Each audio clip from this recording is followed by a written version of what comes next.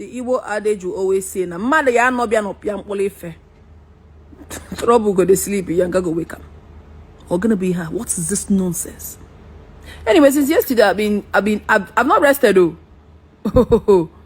About virgin, sequa virgin asoro. I don't get it. I can't fathom it. In fact, it's quite unfathomable. I don't even know where they got the stupid news from. And it has dawned on me that a lot of people are so insensitive and stupid, foolish. A full-fledged man, a family man. He put it to no set your ring lights. One day, man, I caught two about what you know absolutely nothing about. Did I grant any interview, or did you see me write anywhere, Twitter, Instagram, Facebook, anywhere that I'm a virgin? I'm a virgin. Okay.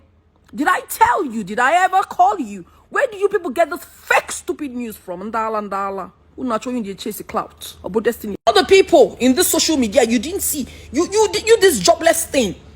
You didn't see anybody. You people didn't see anybody to call. It is me. No, now you must call me. Now if you don't call me, now it won't sell. It won't be a strong content. Yeah. Now pastor, destiny is not the double virgin.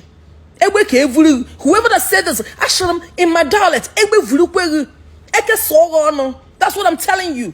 You're looking for who to give title. You did not see any other title. You could have given me a better title now.